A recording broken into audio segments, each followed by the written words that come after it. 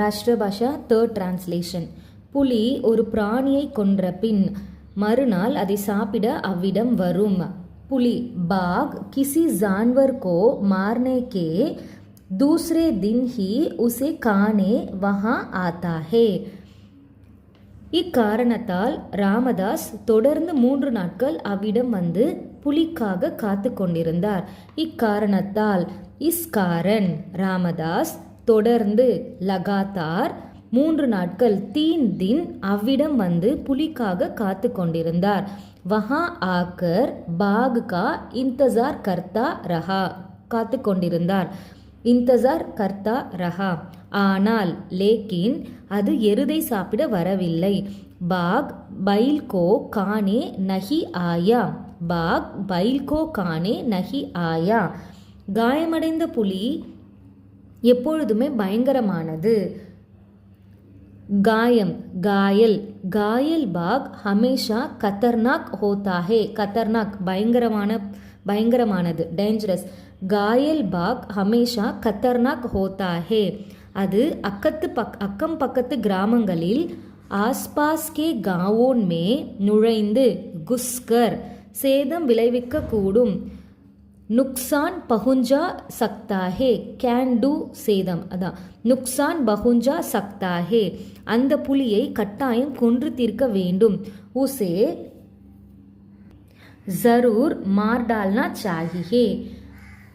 ஆகவே ராம்தாஸ் புலியை தேடுவதை நிறுத்திவிடவில்லை. இஸ்லியே ராமதாஸ் நே பாக் கோ டூட்னா நஹி சோடா. டூனானா தேடுறது, டூட்னா நஹி சோடா தேடுவதை விடவில்லை. Fourth translation. கோடை காலத்தில் இந்தியா முழுவதும் வெப்பம் அதிகம். கர்மி கா மௌசம் மௌசம்னா அந்த வெதர். கோடை காலத்தில் கர்மி கா மௌசம் மே பாரத் பர் மே கர்மி ஜியாதா ஹோத்தி ஹே. गर्मी का मौसम में பாரத் பர் மே கர்மி ஜியாதா ஹோத்தி ஹே. அப்பொழுது எந்த வேலை செய்வதும் மிகவும் கஷ்டமானது. அப்பொழுது தப் எந்த வேலை செய்வதும் கோயி பி காம் கர்னா முஷ்கில் ஹோத்தா ஹே ரொம்ப கஷ்டமானது. தப் கோஹி பி காம் கர்னா முஷ்கில் ஹோத்தா ஹே. வெப்பத்திலிருந்து தப்பித்து கொள்ள கர்மி சே பச்னே கேலியே மக்கள் லோக் மலை பிரதேசங்களுக்கு போவது வழக்கம். பஹாடி பிரதேஷோன் மே ஜாயா கர்த்தே ஹே. பஹாடி பிரதேஷோன் மே ஜாயா கர்த்தே ஹே. கொடைக்கானல் தென்னிந்தியாவில் உள்ள மக்கள் விரும்பும் ஒரு கோடை வாசஸ்தலம். கொடைக்கானல் தென்னிந்தியாவில் தக்ஷின் பாரத் கா ஏக் லோக்பிரிய கிரீஷ்ம வாசஸ்தல் ஹே.